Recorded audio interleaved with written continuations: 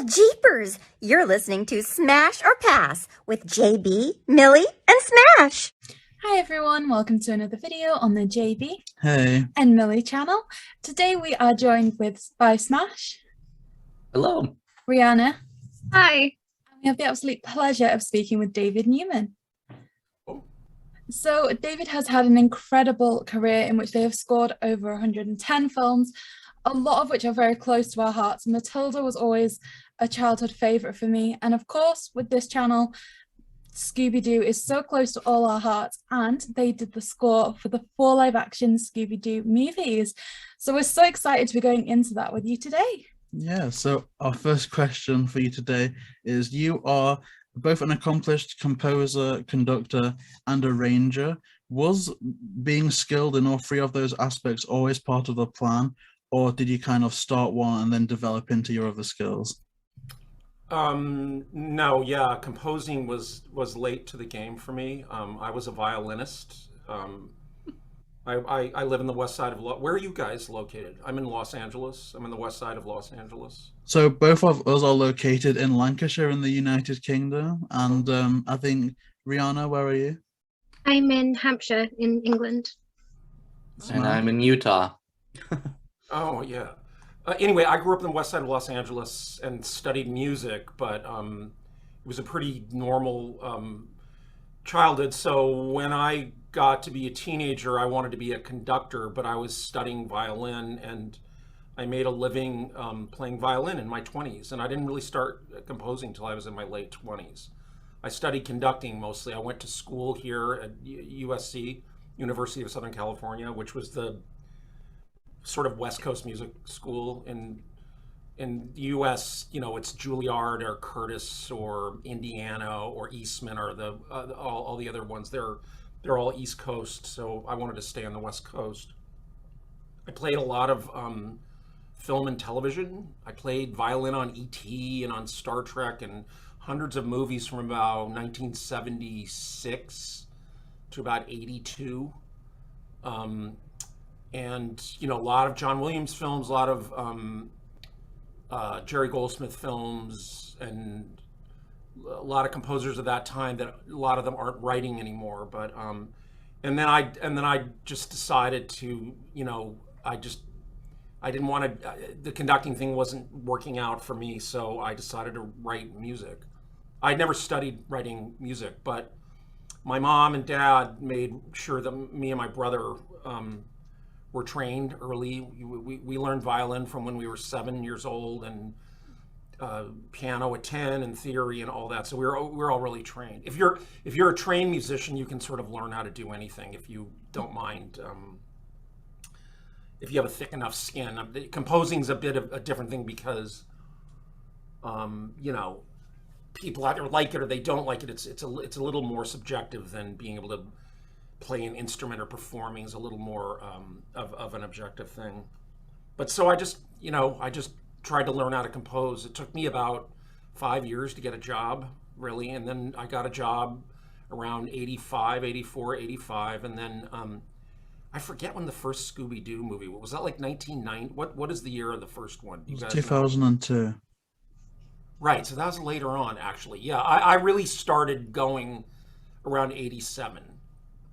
I did this movie called Critters, which was like a sort of comedy horror film, I think in 86.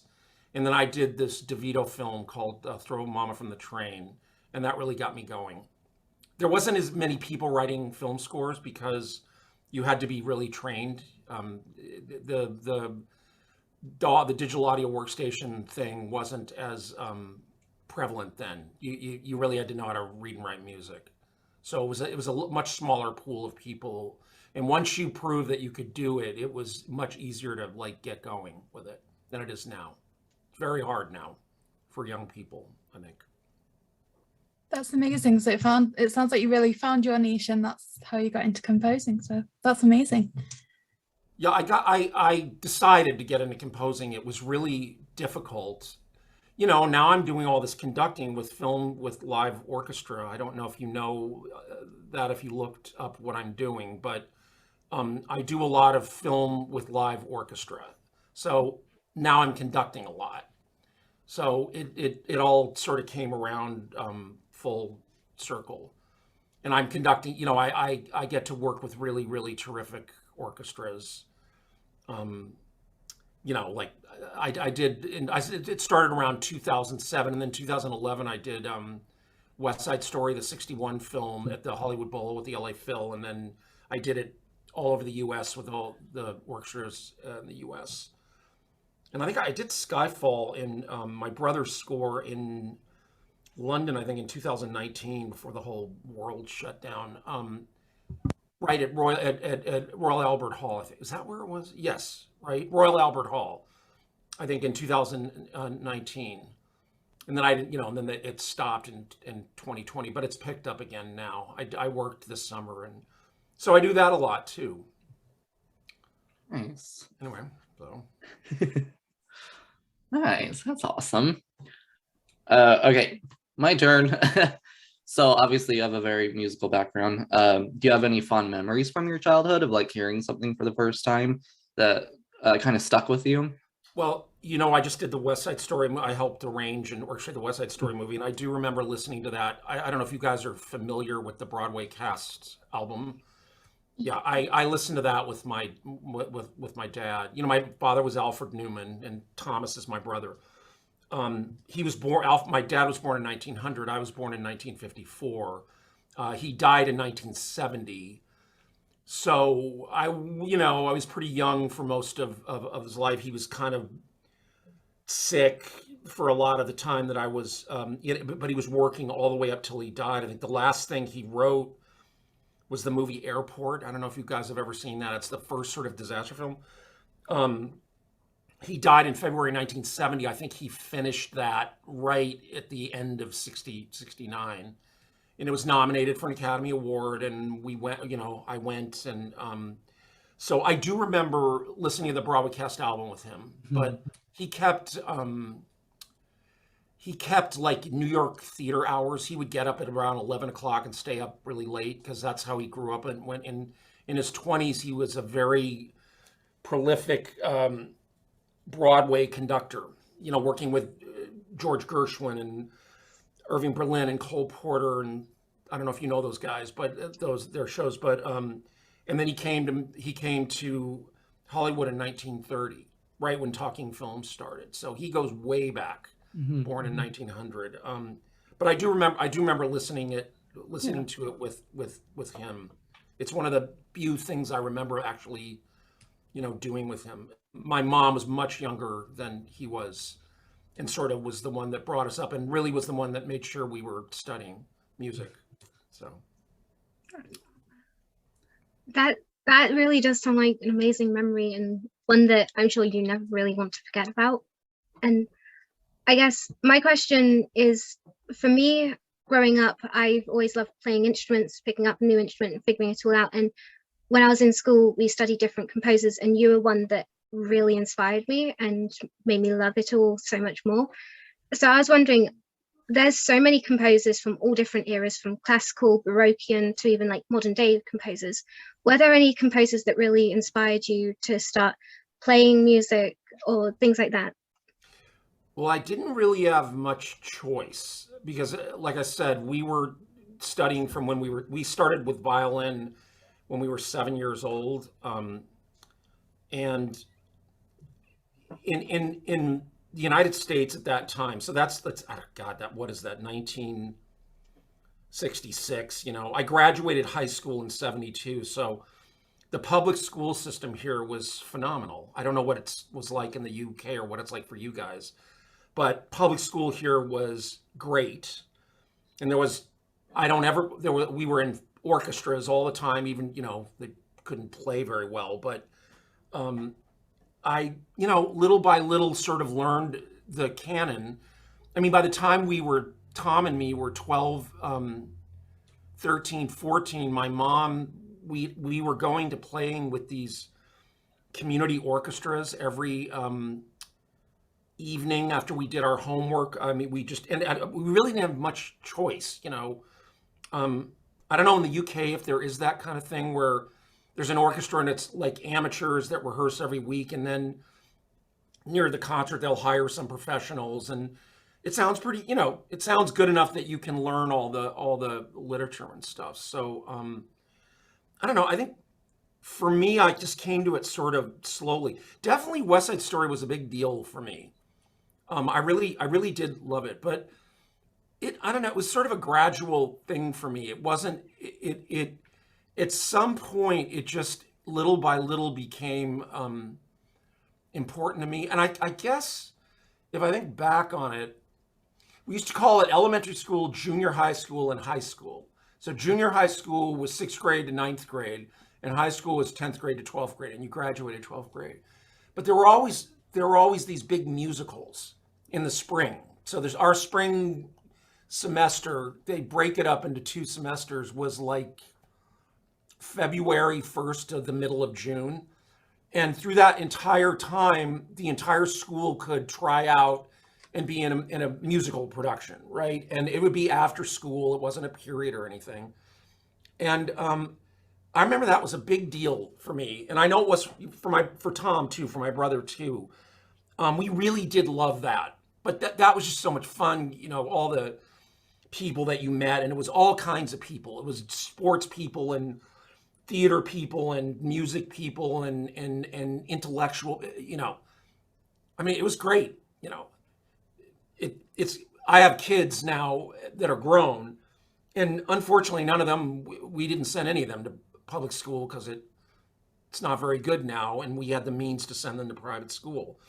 But they didn't get that experience because there was like 4,000 kids in our school. So it was a huge group of people, and if some group was kind of a jerks or whatever, there are other people to meet, and it was kind of idyllic in a way. I mean, it was very segregated in a way, but I think that's, and then the more you are familiar with classical music or the canon, the Mozart symphonies and Beethoven symphonies and Tchaikovsky, and then later Mahler and everything, it just starts to like sink in because it's kind of difficult at first. So film music I wasn't interested in at all until later. I was much more of a snobby classical music person. Even when I was playing in the studios in my 20s after I graduated and making a living, I mean, once in a while there, like E.T. was a great score. That was awesome. I played on the original Star Trek movie of Goldsmith. That was awesome, but, most of it I wasn't that interested. Now I'm completely obsessed, but at least with a certain area of it, I'm obsessed. So it is very interesting. I'm old now. I'm 67, so, Oh well, 67 isn't old. My dad himself is 80 years old, but it's so interesting what you say about the school system, because I find that maybe it's different over here in the UK, but when I was practicing for the swing band, I used to play the saxophone. I found that quite often that just drained me out of passion, and then when I started doing it myself, I almost found more love for the instrument when it wasn't that kind of structure. I don't know if it was social groups, but definitely something that I was interested in. As you mentioned, you've started to do this more recently, was movie scores. I think I was obsessed with movie scores growing up. And so I wanted to ask you if there are any movies that you watch more recently that is primarily for the score. I've been watching a lot of my father's movies, like his early movies in the 30s, because I'm really interested into how they created what we would think of as film music, because there was no commercial, hardly any talking films till 1930. And 1930, Max Steiner came, later Franz Waxman came. I don't know if you know any of these names, but Dmitri Tiomkin, Korngold in 34 came. It's hard to imagine like a world without talking films. If you lived in the 20s, there's no films, there's no talking films. Everything's live. There is experimental recording that Edison's doing. There are silent films, but the music is played live because you can't put it on. And then all of a sudden, in like 1 year, and the public went crazy for it.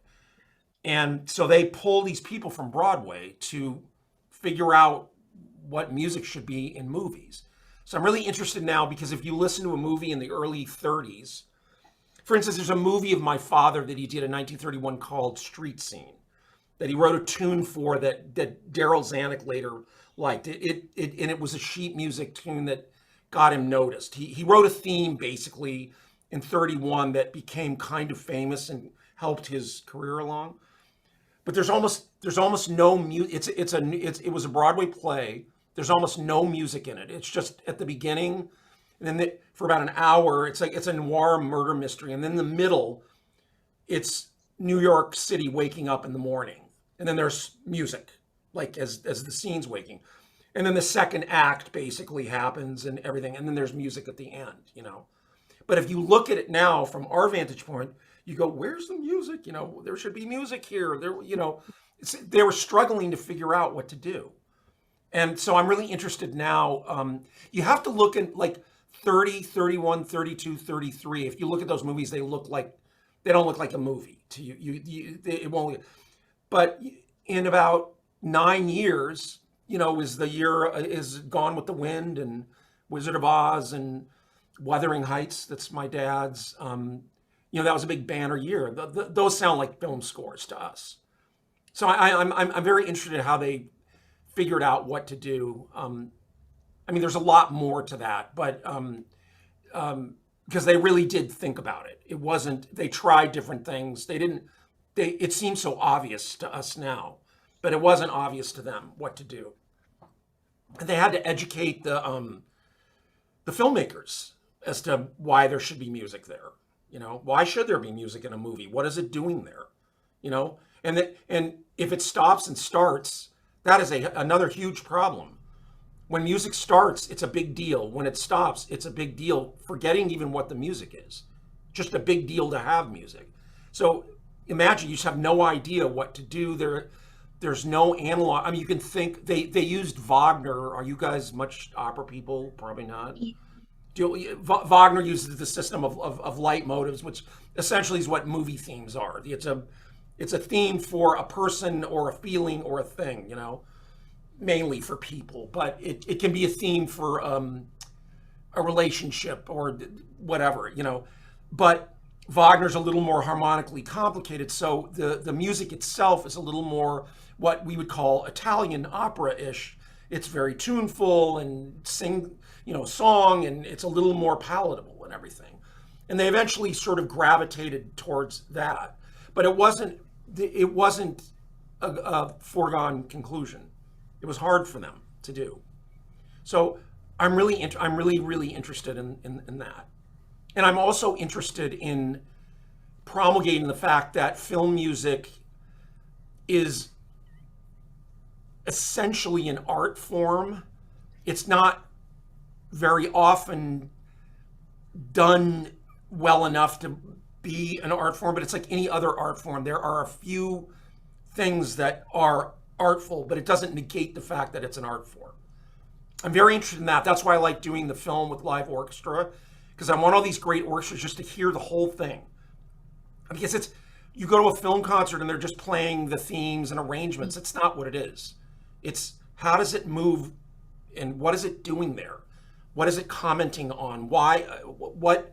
And when it's skillfully done, it's magic. And it's not an it's an art form that where the music isn't hegemonic like it is in opera or any of the other stuff up to that point. It's part of this collaborative thing, but it is essentially collaborating with a medium, with a technology. You are collaborating with a director and an editor but eventually it's a movie because it's like, have you ever heard of the Michelangelo thing? He looked at a piece of marble and he could see the image and he just get rid of everything. His idea was just get rid of everything and leave the image because the image is already there, right? So he can't, if you take that paradigm, he can't change what's there. He just sees what's there. He just strips it away so that you can see it. So a movie, as it gets nearer and nearer the end, is like that, is that it just demands what it demands. And a good director and filmmaker and composer will give it what it needs. To me, that's the art of it. It's mostly not successful, all of us doing it, but when it is, it's just like most classical music isn't successful. It's millions and millions of pieces of classical music you'll never hear again that were done from 1750 on. So, and it's a young medium. It's not even 100 years old, film music. So I'm really interested in it being taken a little bit more seriously and studying it, what it is, which is from the beginning to the end of a film. How does it help you take that journey? What's it doing? What is it commenting on? How is it, however it's done, whether it's thematic or not. Now it's not thematic. Scores aren't thematic now. I'm sure you guys know, right? We're in a kind of crisis with movies and with film music. We don't know where it's going to go. When something becomes so eclectic and there's no one controlling the eclecticism of it, it goes in crisis, and then someone it'll get figured out, and this is the way Western culture goes. So I find film music really interesting that way. It certainly is, and it's been really interesting to hear about like the pioneering side of it, of when it was introduced, because growing up around like musical theatre and things, I think that the music is so immersive. Before you begin to watch so many things, the first thing you hear is the music, and it almost traps you into that performance, into that story, and then the story itself begins, and it just has such a big part. How would you say that for you personally, working on some early projects like Matilda that was iconic too, things like very recently like West Side Story, how do you find producing at those two different times is different? Well, it's way different now, except I don't know if you've guys seen West Side Story, but have any of you seen it yet? We know it's out in cinemas near to us. I think we'll go and see tomorrow or Sunday. Yeah. I want to say It's a movie. It's not Dune. That's a timeless score. That's a hard one. No one, that didn't spawn anything in Broadway. It just was that's like the pinnacle of a certain thing. But to your point, what you just said, I'm trying to think of an example. So like Matilda, right? Matilda for me was like, this was with DeVito, who had done Throw Mama from the Train, and I'd done War of the Roses, and I'd done Hoffa with him. So we were really familiar. And I love the book, the Roald Dahl novelette, or whatever it is that you call it. But she's like a little Don Quixote. She's like a little knight errant. And she's quirky, and she has a lot of dimensions. So I tried in that first simple little diatonic theme, there are 3 parts of it, See, I was able, with something like that, you're like able to use you've got your head and your heart, right? Mainly we respond to the heart in music and to the beauty of it, but to really respond like over and over to something, there generally has to be something rational about it, something. So like Matilda for me was like 3 little parts of it. I won't go into it now, but they're 3 layers that all happen at the same time that delineate her courage and strength, her off the wallness, her sense of she's not here or there. She's a little hard to figure out, and her quest for Miss Honey. She's on a quest to save this beautiful person, right? With these Dickens, they all have Dickens names, right? Like if you read Dickens, the names are all evocative of what it is. So that's something like where we try to take the music, even though it's it's in a voiceover, to pull you in. But some movies will have no music at the beginning. For instance, like Saving Private Ryan is a famous example of that huge 20-minute scene at the beginning when they land on the beachhead in Normandy. Have you guys seen Saving Private Ryan? Yes. Yeah. Do you remember the beginning? It's this, there's no music at all, right? Or like Alan Silvestri's score for when he's stuck on an island, Tom Hanks. Castaway? Yeah, Castaway. There's no music for an hour, right? Mm-hmm. So, but I would say that's a musical decision. To not have music is a decision that you work out with the director, or there's a main title, and it draws you in, or depending how skillful it is. So it's hard to it's still hard to figure out what to do. So and West Side Story was kind of a throwback in a way, because it was all about staying true to the 57 Broadway version. Are you guys familiar with? Have you all seen the 61 movie? Yes. Yeah. This is a little different, but the music is the music, and the dancing's a little different, but it's a dancing. It'll still seem like West Side Story. It's a wonderful movie. I highly recommend you see it. So We definitely recommend everyone listening to this to see that as well. I can't wait to see it myself, and hopefully we might even do some reviews on it, because definitely musicals are something that we are all in love with. Indeed. So talking about music and the characterizations again of Matilda, I know you're saying there's kind of like 3 layers to her, and on the second one you're saying like sometimes she's almost a closed-off character, and that there's some complex levels to her. Do you find that this can make? Do you think that it's easier to, do scores for more open characters, or did you find that having such kind of like a complex character changed how you approach the score? It really depends. It's really hard to predict. The thing about movies, sort of the point I was making before, that that you collaborate with a medium. They sort of take on a life of their own. It's very hard to predict where they're going. Some directors allow like music in Spielberg films are generally, it's great because he's great with music and he knows how to use it. It just depends on the people and the director and the movie and how they cut the movie.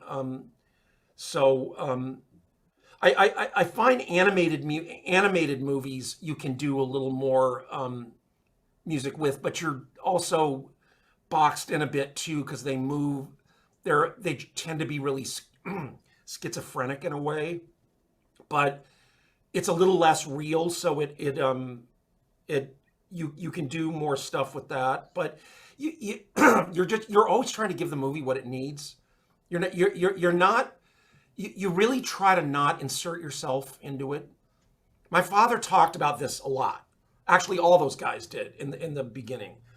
Your job isn't really to insert yourself in it. It really is a unique art form in that way. It isn't.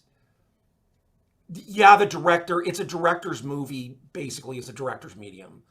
But even so, the director is just trying to commandeer this chaos. You have a script, and then you cast somebody, or you even have a casting session, and somebody reads the lines that somebody wrote. It's already different. It's already different.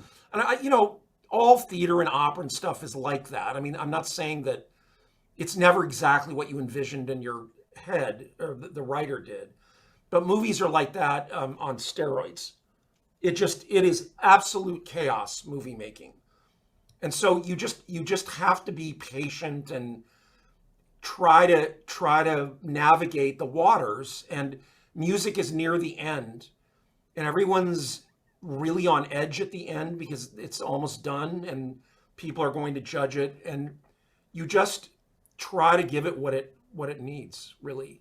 So there's no hard and fast rules for it really at all. It's better if you're trained enough or facile enough to adjust. You need to be able to adjust really quickly. You just don't know what's going to happen.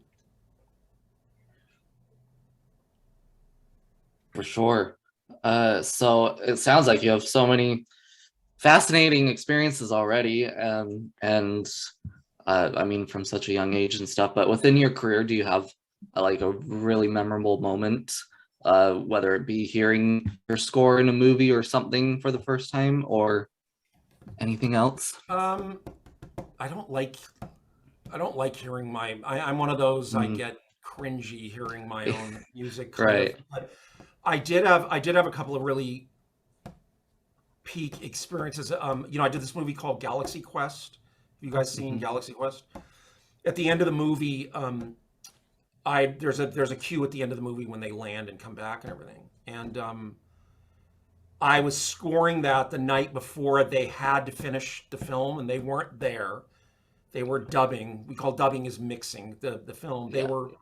I was in Los Angeles. They were in Northern California, actually, at Skywalker dubbing, and they didn't like the cue, even though I'd shown them the cue before. And it was like 9 o'clock at night, and I had a full orchestra and a 80-piece chorus, and I had to rewrite. I had to add 50 bars in like an hour. So I sat at the piano and dictated. I did some repeating and but I basically recomposed about a half of the cue sitting there at the piano. And the only reason I could do that like that was because of my training. Because I was trained, I don't think training has anything to do with your ability to compose music.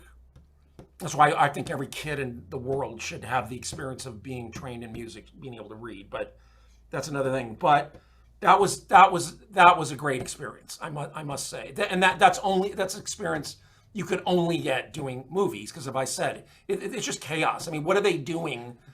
What am I doing recording a cue one day after it's just insane, because there's so many people involved and, but it's never boring. And it can be fantastic. It can also be terribly depressing and humiliating and, everything and everything in between. Just, freelance art.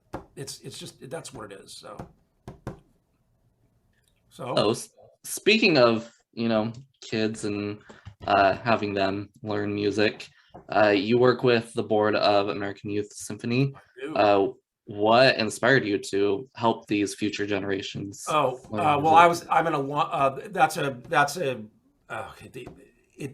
I don't know. They used to be called youth orchestras. Now they're pre-professional orchestras. They must be in the UK too, right? I mean, they play like God. They play like professionals.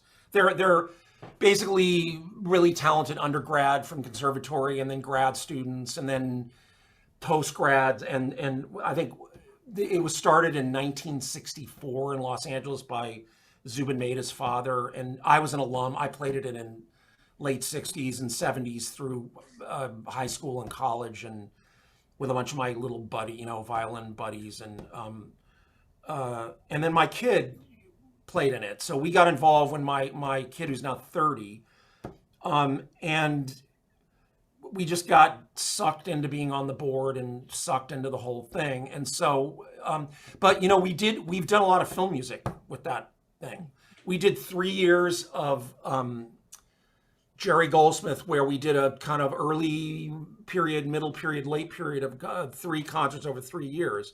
And we did symposiums. We'd have speakers. And we did the first year. We did I don't know how familiar you are with Goldsmith, but do you guys know what the Twilight Zone series is? Oh, yes. We did. Jerry scored 6 of them, and Bernard Herrmann scored 6 of them. We did one of the Jerry ones, live with the film, the whole 30-minute episode, which was awesome. It's the one with the giant one. I forget what it's called. It's Agnes Moorehead. There's hardly any dialogue in it. It's a fantastic score. It's like 30. It's a small orchestra. It was like 30. American Youth Symphony is like 100. It's a big one. And then that evening, we did a bunch of Jerry stuff, some with film. And second year, we did a bunch of like stuff in Alien that was thrown out of the movie Alien. He did the first Ridley Scott, the Alien, and a bunch of his music was thrown out. And we found work prints of what he scored and played it with that. And, they do a live movie. A film with live orchestra every year. So we have sort of introduced that to them. But that's just part of, they're learning the canon, and, it's fantastic. It's blood sucking, but that's our, this is what we're trying to help, because it's of the highest level. It's something to aspire to if you can play reasonably well or really well. There needs to be a group that you can play in that, is of a really high level. I think we have 1,000 alumni, professionals, and orchestras all over the world, many of them principals of great orchestras. So it's been a very successful group. So we're just trying to keep it going. Wow. That's incredible. And I guess that leads us on to our next section of the interview, which is about the Scooby-Doo 2002 movie. It's the 20th anniversary this year. And we're wondering, how did you become the main composer for this movie? You know, Raja, the director, got, I don't know what movie he liked, but they just hired me. Somebody, you know, like I said, once you got started, these guys, and I was doing movies like this. I think, was Ice Age before this or after? I think it was Well, I'd just done before. Anastasia. Yeah, and I'd done Anastasia and everything. So, and I knew the editor, Kent Bida, I think that's how you pronounce his name. I don't really remember a whole lot about Scooby-Doo, except that the theme is the theme song backwards. You know, my theme is I use the song, but it's called retrograde. You know, I just went backwards with it. I loved those movies. I loved doing those movies. Those were a blast. I thought especially loved doing the second one, which was that 2004. Is that when that was? Yeah. Yeah. I got the second one was a little darker, as I remember. You know, I was thinking about this because I don't remember all that much about Scooby-Doo, except because it was kind of it was the second one so Ice Age must have been after, because I just finished Ice Age and then I did the second one. I think that it was in the middle. It's Warner Brothers, right?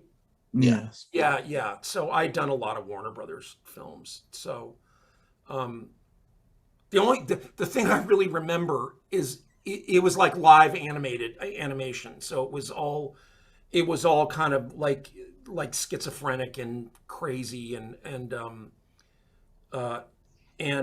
but I used that song as I don't know if I ever even told them that. I must have. I don't even know if they knew that, but yeah, because it goes Scooby Dooby Doo da dun dum da dun dun dun, and my theme is dun dun dun dun dun dun dun dun dun dun. So it's basically I go up when they go down, right? So it's like it's a retrograde because I'm going backwards. So if you take a phrase and you go to here and then you read it backwards. So that was my big intellectual concept for Scooby-Doo, you know. That's incredible. I don't know what I can elucidate on Scooby-Doo because I just don't remember all that much about it. That's But okay. whatever you want to know, I'm happy to try to answer. I guess the next question would be, I mean, it's linked to Scooby-Doo, but I guess it also touches on any movie or even like TV series that you were to compose for. What are the differences in composing for a franchise that has such an expansive history compared to movies that don't really have a pre-established fandom? And do you feel the pressure more when there is a fandom already established? I'm trying to think of what I've done. I didn't even think about that at Scooby-Doo because it was a movie. There had never been a movie of it, right? And it was live action. So it didn't really cross my mind. We just sort of did it.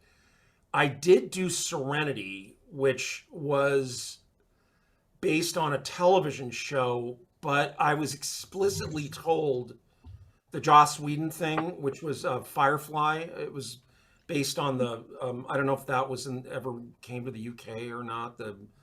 But that was based on a TV show, and I was told not to even go near it, the music for the TV show. So I don't know what else I have done that's been like a sequel thing. You know, I did the first Ice Age.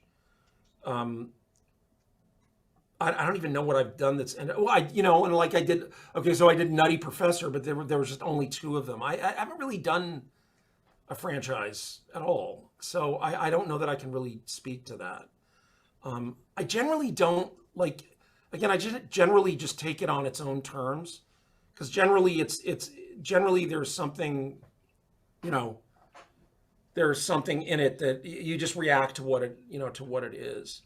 And I try not to think about any. It's like you just try to like get up and work, and because the more you start thinking about stuff, it can be, you really have to go fast. So it's hard to stop and edit and think, and you know, I mean, of course you have to do that sometimes, but you know, I don't know. I don't know that answered your question, but. Well, that's Did. absolutely perfect. Thank you so much for that. And I suppose integrating both of the questions that we've previously asked about the movie, you mentioned that your score for that was the reversed version of the original "Where Are You" theme tune. Was that something that you had to refer back to and research, or was that the studio saying, "I need something from the original score I integrated in don't the know. song"? Nobody said anything. I just thought I thought it fit. Again, I don't know that anybody even noticed it. I don't even know if I've ever said it out loud. Maybe I shouldn't have said it. I think it's fair. That's what it was. I never noticed it was the reverse, but I noticed that especially in the emotional scene at the start of the first one, when it kind of gets up, there'll be like a little jingle like duh, duh, duh, duh, duh, which I really love. Yeah. But I didn't realize the whole thing that There- duh, duh, duh, duh, duh, We did duh, do duh, duh, we duh. did do a string quartet with the tune in the second one. You know, there probably was a quote of the song somewhere in the first one, but that would have been, you know, they can use the song, that's fine, you know. But this is different, you know. It's not exactly, as we would say, purely retrograde, but it's retrograde enough that it you know, it's a bouncy little Scooby-Doo. I'm an idiot, you know, like I'm an idiot, but I'm really smart, but I'm an idiot, and I'm a lovely little dog, and you know, and whatever, you know, bouncy, fun, crazy, lovable, you know. And then Scrappy-Doo. Was Scrappy-Doo the second one or the first one? The first one. Yeah. And there was something with that music too, which I forgot what happened. It was really fast, I think, the music. There's a lot of really fast music in Scooby-Doo. So there were a lot of notes to write, a lot of bars. But it was fun. I loved those movies. We I do wish- too. They're I wish amazing. there had been a couple more, but and she's done a lot. Linda Cardellini, she's in like everything. She's great. I guess to add context to the composing process. So, at what point of the movie would you say you were brought in? Like, are you given a storyboard, a script, or is it that that the footage is kind of shot and put together, and then they kind of ask you to join in at that stage? No, they'll ask you to read a script and stuff, but it's pointless reading a script. You can imagine, you know, like I was saying, referencing before what I said, you know, you write a script, you cast, you location scout, you get a DP, you know, and by the time, you know, and sometimes you can look at storyboards. I've done some animated stuff where it's not finished, and you're writing to whatever they call it, animatics and things like that. But like in Anastasia, I was involved in it for almost 9 months. I think that's probably the one I was involved in the earliest throughout the process, which was good. It was good because it was far enough along, and they were going slow enough that it was worthwhile. Most of DeVito's movies, I would be involved. You know, I went when they were shooting Matilda and War of the Roses and Hoffa. I went to the set and looked. That was the best thing. It's like going to the set and just kind of hanging out, even though it's incredibly boring most of the time. But that's where I think I would soak up the most. Otherwise, again, it's you got to wait to see what it is. I mean, you know what they want it to be, but then, you know, you have to wait and see what it is. You know what was the weirdest one that I did like that? I did the movie Bill and Ted, and the second one, Bill and Ted's Adventure. That movie, from script to where it ended up, was the weirdest journey. Because the director, who I'd worked with before, seemed to be the only one to understand. The script read like a Harvard, what's the Harvard Comedy Club? Oh, see, you guys won't know that. I'm sure there's an English one. Like some really preppy, like prep school or college or university comedy, acerbic, polemical, political club of really upper class people that write comedy. That's what Bill and Ted read like, right? And that is the last thing that it ended up like. It was the original, what we would call bromance, you know, where all these movies came from. And the only one that seemed to get it was the director, and nobody else got it, you know. And when you finally saw it, okay, you could get it, but everybody's brain was, what happened to this? It's not. And when you go back and look at the script, you could sort of see that it was there, but it's such a disconnect, you know, reading something, imagining it in your mind and seeing it. So you really have to take things, and as you get experience, you learn this, you have to take things on their own terms. You just cannot predict what something is going to be. Mm-hmm. And the other thing is, you can't be all that choosy unless you're like John, you know, unless you're super lucky. A handful of people can be choosy about it. The rest of people, you just take what you're given. And you might think it's, and a lot of times you think this movie's terrible, horrible, right? And it turns out really good. And some things you think are great and they turn out terrible. Some music you write, oh, this is great, and it turns out terrible. Some music you think is vice versa, you know. And then some things you think are good, and some, you know, it's completely unpredictable. And it goes so fast that you have to learn how to keep pushing through and being light on your feet and adjusting and editing and being able to work with an orchestra. You still have to work with an orchestra even now. Even when it's not thematic now, it's still big, huge orchestras are scoring everything that's a movie. In fact, they're mostly scoring everything that's television, or 70% of television is scored with orchestra. So it's just, that's another thing, learning how to deal with an orchestra. You know, most of them now will have somebody else conduct if they're not trained. See, of course I conduct because, you know, I'm probably better at conducting than I am at composing. So anyway. I think on the topic of what you were saying there about how like the script can change, I know one thing that kind of the community, the Scooby-Doo community has kind of been made aware of a lot is that the 2002 movie had to change a lot from their initial script. Do you remember if this change kind of affected you at all, if they'd reached, because I know they had to delete a lot of scenes out and change things up a bit. Were you kind of brought in after that so that it didn't affect your work too much? Or they take it and they test it. They go through this process of it. Quite honestly, it's not a perfect system. It's flawed, but you can get a general idea of where you'd sit. And then as I remember that movie, I don't think the movie tested all that great. So if you go out and test a movie, people fill out cards and you talk to people, but mainly you sit there and you can tell, you know, what's working and what's not working. And as I recall, I don't think that movie tested all that well. So I think they did do a lot of, I think they did some reshooting too of that. Because I remember going back and doing scenes. Isn't there like it's the first one that has the ski run in it, or is that the second one that has it's like a scene where they're skiing down a hill that goes on and on? That's the second one. They're on like these trash can bills. That's that, right. So I don't know, in the first one, I remember it was in the first one that there was a little bit of stuff. And I do go to those. You do go to those because it's at the time that you're working. Yeah, and they do edit a lot, and you do have to adjust. And sometimes it really changes the movie. So I don't specifically remember, but I would have kept getting handed.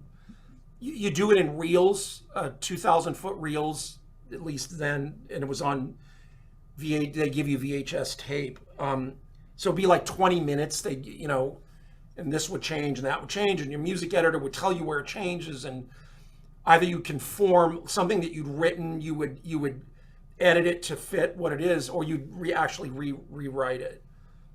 But I do that does ring a bell. But again, I'm not an expert in this, as I'm sure you guys know much more about this than I do. Thank you so much. That was really helpful. Okay. Okay, so I mean, we know that like the soundtrack for the movie compared to the score for the movie is different. But did you have any influence or with any of your projects of like how kind of like a popular song that they insert into the movie kind of flows with your score at all? Or is they just plop it in where Well, they need? especially that era, they just plop Yeah. it. Yeah. They don't do that so much now, or a lot of songs are written for the movies now. They're actually much better, I think.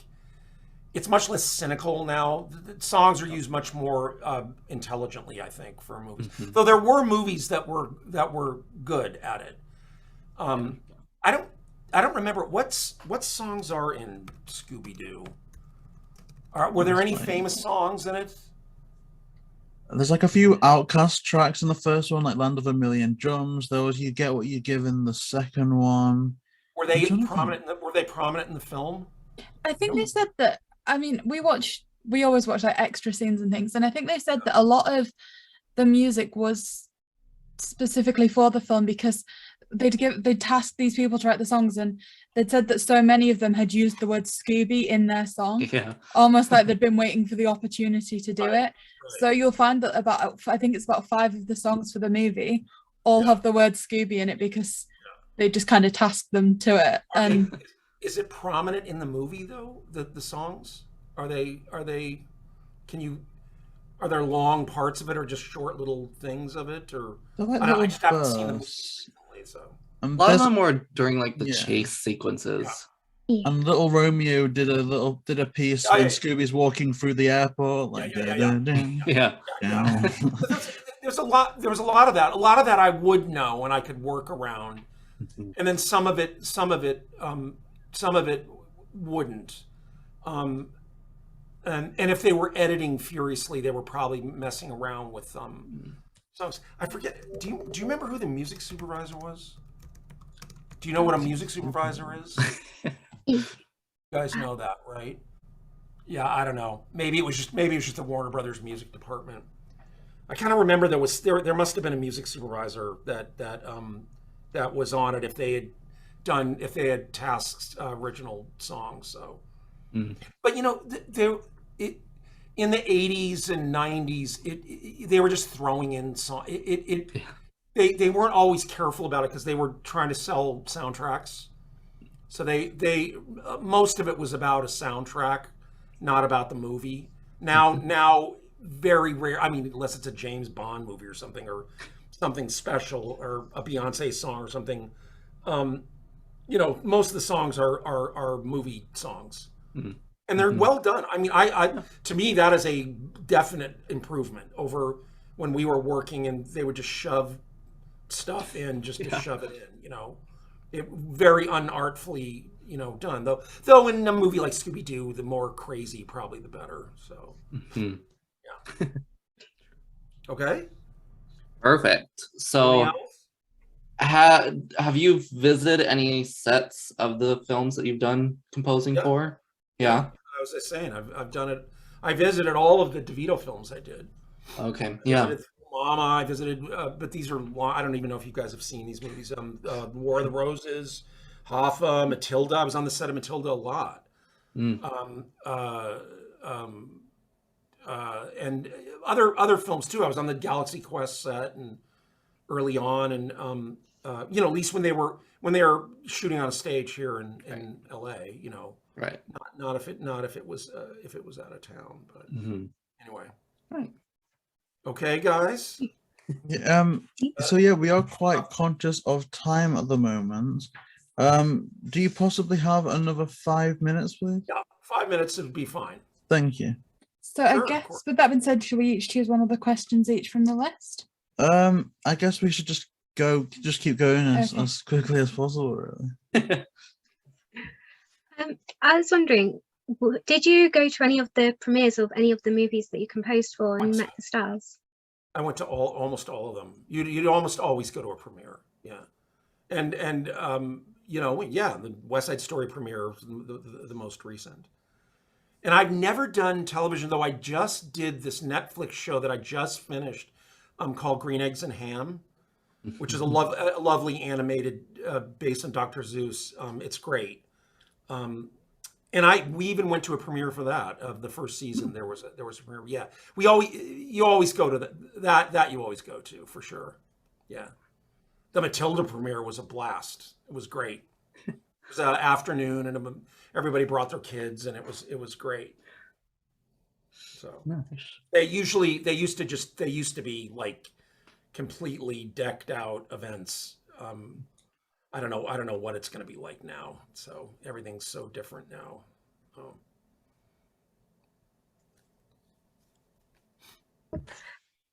And you know, we were inspired so much to reach out to you, partly because this year does mark the 20th anniversary of Scooby. And how does it feel to know that so many fans still resonate with the score of the movie after all of this time? Well, I'm lovely to hear that. I didn't even know that. I mean, I'm way out here, you know. I just think that's great. I'm very happy that people like it. I liked it, so that's a lovely thing to hear. I tried my best. It was It worked. incredible. It is absolutely incredible. I guess just one or two questions about the sequel, and that's simply, how did the approach in terms of music differ from going into the sequel compared to the first film? The sequel's a little darker, as I recall. It was a little more elaborate. There was a lot more chorus in it. I don't even think there was chorus in the first one. Or maybe there was. I can't remember. But there's a lot of chorus in the doing kind of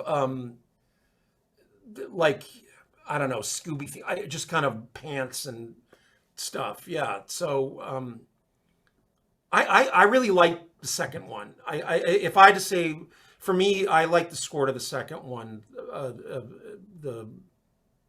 the best of those two. There are cues in that I really like, that I thought were really effective. And there's that whole beautiful scene in the beginning.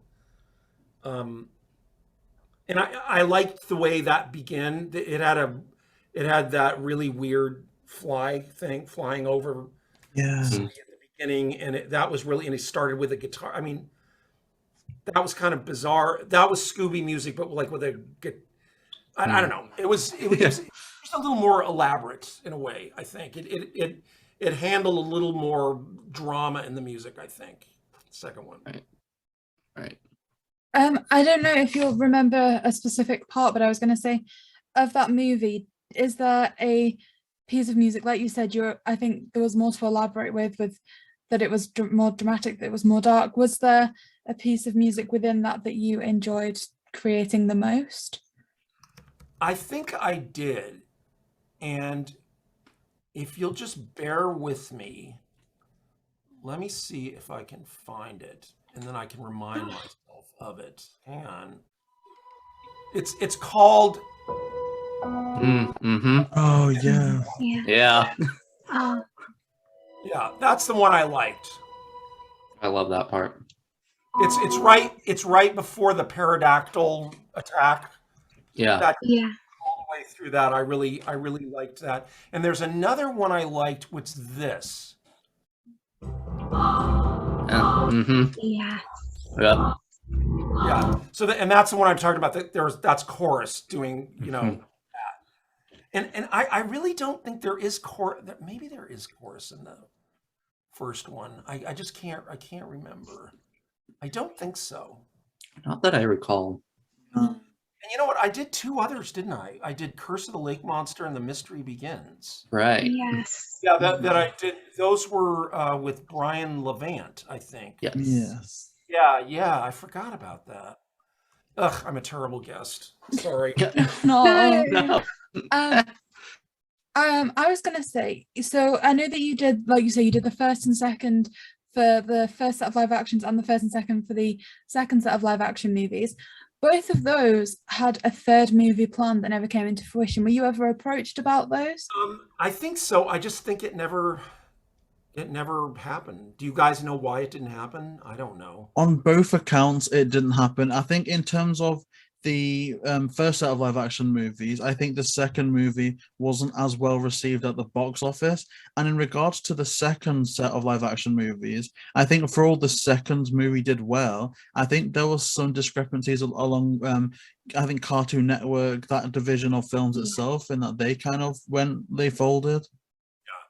Yeah, maybe timing. Yeah, I forgot about those. What years those were? 2010, Yeah, 9. it wasn't that long ago, right? I mean, Yeah. relatively speaking. Yeah. Yeah. And the musics in those were amazing as well. They were absolutely wonderful. And I guess that is time, unfortunately, for us right now.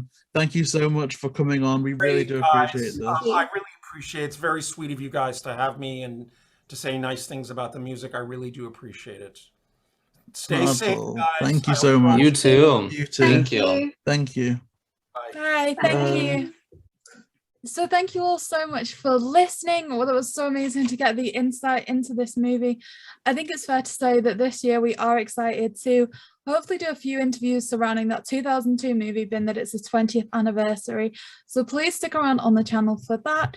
Subscribe, and everyone's links will be in the description below. Both for David Newman, again, thank you so much for your time today. Smash his channel, of course, and as always, Rihanna, thank you so much for being here as well.